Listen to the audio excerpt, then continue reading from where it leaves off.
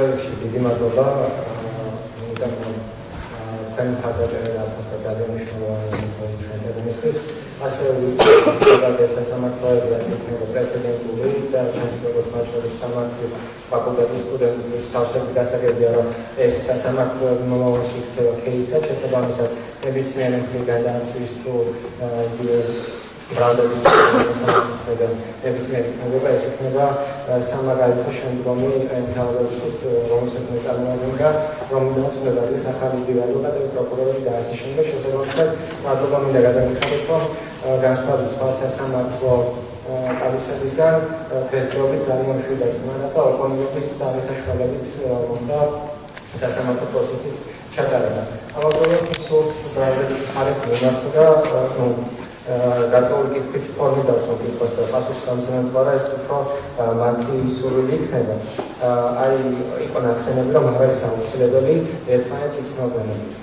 აქ მსურს ერთადერთს გავუსვა ხაზი მუხლი, რომელსაც მე მედავები არის 225 მუხლი, რაც გულისხმობს ძალადობრივი ჯგუფის ორგანიზებას, რომელსაც მოყვება გარკვეული ხო და კონკრეტულად ფეთალ რომელსაც მედავებით ეს არის ძალადობრივი ჯგუფის ორგანიზება. ზოგადად სიტყვა ჯგუფი მიუთითებს თავისი ვერბალური შინაარსით, იმისკენ რომ არის რაღაცა ცენტრალიზებული და პლუს ამას როდესაც ნახმია, რომ რაღაცა სჭირდება ორგანიზება, სადაც არის ნახსენები ორგანიზაცია, შეუძლებელია, რომ ამ ადამიანებში, ამ ჯგუფში ორგანიზაციაში არსებული ელემენტები არიან ერთმანეთთან იმდენად მჭიდროდ დაკავშირებული, რომ მათ შორის კომუნიკაცია მინიმუმ ან ასწავლობა არ არსებობს. ასე რომ თუ საუბარია იმაზე, რომ ჩვენ ერთმანეთს არ უნდა ვიცნობდეთ, შეიძლება ჩვენი მხრიდან არსებობის ბრალდება, რომ ჩვენ რაღაცა დავაშავეთ, მაგრამ თუ თქვენ იმას ამბობთ, რომ ჩვენ ერთმანეთს არ ვიცნობთ, მაშინ ეს დანაშაულები თქვენ ზოგადად ჯგუფის სახით კი არ უნდა გადავებოდეთ, არამედ ინდივიდუალური სახე უნდა ქონდეს ამ შედარებას რა. რაც შეეხება ახლა შემდგომს. თუ ჩვენ საუბრობთ ჯგუფზე, მაშინ მინიმუმ ფსიქოლოგიური განზრახვა უნდა არსებობდეს იმისი, რომ ჩვენ კოლექტიურად ერთად რაღაცა კონკრეტულ შედეგს მივაღწიოთ. ანუ ზოგადად ინდივიდუალიზაციის პრინციპი არსებობს, შეიძლება ერთი ადამიანისადმი ან ერთი ნივთისადმი ორ სხვადასხვა ადამიანს ქონდეს ერთნაირი განზრახვა ერთმანეთის დამოუკიდებლად და ერთმანეთის დამოუკიდებლად რაღაცას ჩადიოდნენ და რაღაცას აზიანებდნენ, ან ვიღაცას აზიანებდნენ, ხო? ამას სასამართლო განიხილავს როგორც ორი ინდივიდუალური საკითხს და არ შეიძლება ინდივიდუალიზმი გაიგლაროს და კოლექტიურად იქნეს ორივე ადამიანის ან რამდენიმე ადამიანის ქმედება განხილული. აქ არის ინდივიდუალიზაცია დაცული. ხო, თუ ჩვენ აქ ინდივიდუალიზაციას არ ვიცავთ და ბრალდების მხარე ამბობს, რომ ეს არის ჯგუფური, პლუს ამას ამბობს, რომ არ არის აუცილებელი, რომ ჩვენ შორის იყოს რაიმე მკაფიო ნაცნობობა ან თანაორგანიზება, მაშინ ნებისმიერი ადამიანი, რომელიც იმ დღეს აქციაზე იყო, ის სიტყვაზე ერთ-ერთი ადამიანი აქ რომ ამოვიყვანო და ჩავსვათ ნებისმიერი, ვინც აქედან აქციაზე გადიოდა, მსგავსი ფორმულებით შეიძლება აბსოლუტურად ნებისმიერზე შეიკრას ჯგუფური ძალადობის იარაღი. ან მაშინ გამოსული 20,000 ადამიანი არის უკვე ძალადობრივი ჯგუფური ქმედების თანამონაწილე. აი თქვენ ახსენეთ ბარიკადები. და ბარიკადების მართლაც ჰქონდა ადგილი. მე არ შევალ მიღახილობაში თუ ვის რატომ დაჭერდა ბარიკადები. ჩემი ეს იყო თავდაცვის მიზნით, მაგრამ მოცემულობა არის, რომ ბარიკადები აი გარკვეული პროტესტის გარკვეულ დროს გარკვეულ ახლას გაკეთდა. ამ ბარიკადების შექმნაში თუ ათასობით ადამიანი იგებდა თავის წვლილს, ის იყვაზე ერთხელ მოიტანა ერთი აგური, მეორე აგური, მაგრამ მათ შორის არ არსებობდა შეთანხმებული ორგანიზებული ხასიათის წინასწარ განზრახული ქმედება და ნარატივი, მაშინ ეს ადამიანები შეუძლებელია განხილული იყვნენ როგორც ერთი ძალადობრივი ჯგუფის წევრები. მაშინ მთლიან აქციას უნდა გვედავებოდეთ ერთი და იგივეს და ამ შემთხვევაშიც კი ეს უნდა იყოს ინდივიდუალური ხასიათის, იმიტომ რომ თვითონვე ამბობთ, რომ არ არის აუცილებელი რომ ერთმანეთს იცნობენ. ის გარეშე ჯგუფის არსებობა ცენტრალიზაციის გარეშე ფაქტობრივად შეუძლებელია.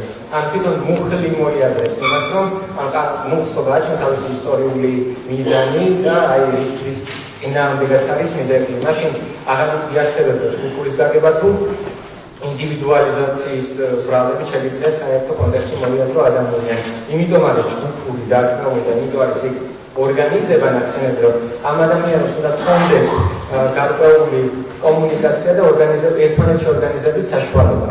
ის ხო ამბავია, რომ შეიძლება ადგილზე გაიცნოს ერთმანეთს, შეიძლება არა, მაგრამ თქვენი მხარე უბრალოდ ვერ ადასტურებს იმას, რომ ადგილზე გაცნობის რაიმე საშუალება მაინც არსებობდა, ან ჩვენ ერთ გარკვეულ სივრცეში ერთდროულად რაიმე მომენტში მაინც თან არსებობდით. და ამის გარეშე ფიზიკურად შეუძლებელია ჯგუფს ერქვას ორგანიზაციული საქმე მიიღოს. მეორე შემდგომ თერაპიას აი მიმავის საფრთხეზე. და აი ამ მიმავის საფრთხის ერთ-ერთ არგუმენტად მოიყვანეთ ის, რომ თვითონ სისხლის სამართლებრივი მუხლი არის მძიმე და ამ აი მძიმე სისხლის ალტერნატივა, რომელიც ერთმანეთს გასწავლე მოიადებს ჩემ შემთხვევაში მეოთხე ექსამდე დანარჩენი თავდაპირველების შემთხვევაში არის მძიმე, რაც შეიძლება გამოიწვიოს ადამიანში რაციონალური შიშრა მიიმამოს.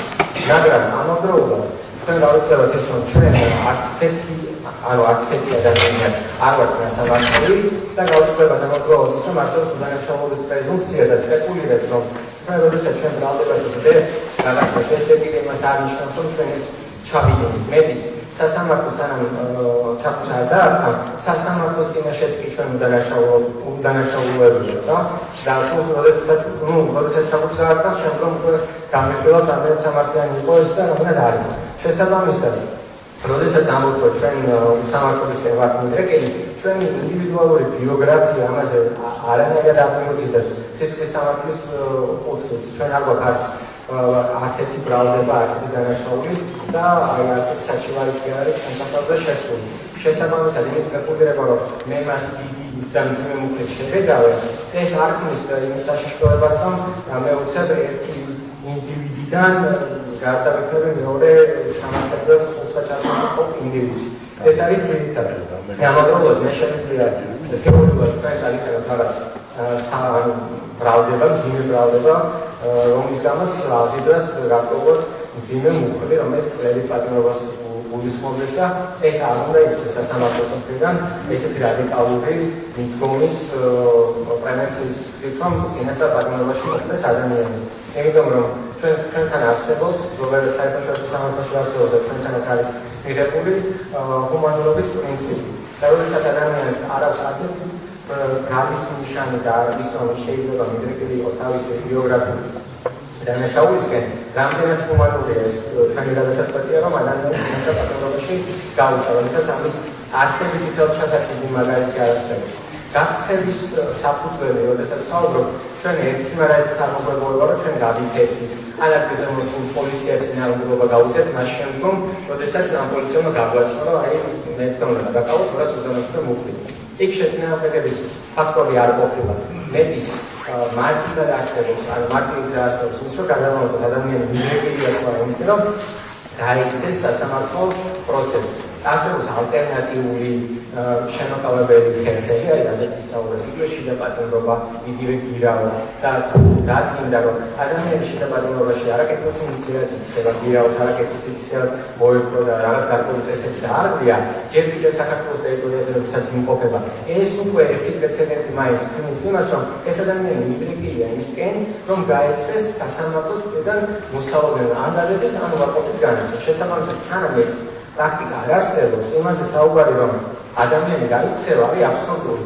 ჩემს პირად მაგალითს მოვიყვანოთ, სამართლებრივ ჩარჩოში შეიძლება არ მოთავსდეს, მაგრამ ჩემს მორალურ ჩარჩოში ხდება, მაშინ როდესაც მე კიდე აპრილ მაისის შემდგომ ვიმყოფებოდი უკრაინაში და გავდიოდი გარკვეულ სამხედრო გადამზადებას, იმიტომ რომ ჩემი მორალური შეხედულებები სამშობლოში ჭირდება მე ბრძოლი ადამიანები, მაშინ ჩემს გარშემო გაჩნდა ის საფრთხე, რომ ჩემი ქვეყნის დაბრუნების შემთხვევაში შეიძლება მე დავეკავებინე, ანუ იყო გარკვეული ინფორმაციები ამასთან დაკავშირებით და უკვე მე საზღვარგარეთ ოფშენებს რო გადამეწყვეტა და ჩვენ ვიყავ როცხოში და მე სწავლა იქ სამართალი ზოგადად თუ დაბრუნებული ვიყავი საქართველოში და მე უკვე იქ გავაკეთე ეს რაციონალური არჩევანი, ჩემთვის რაც იყო მისაღები, ჩემ მორალთანაც იყო მისაღები.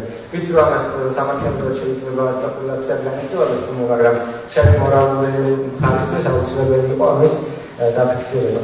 ეს იყო და თუ რაიმე საკითხი შეიძლება რომ პასუხი გავცეთ აი განსაკუთრებით ამ სისხლის სამართლის მუხლის შინაარსზე თუ ისკენ არის თემატიკული მადლობელი. მადლობა.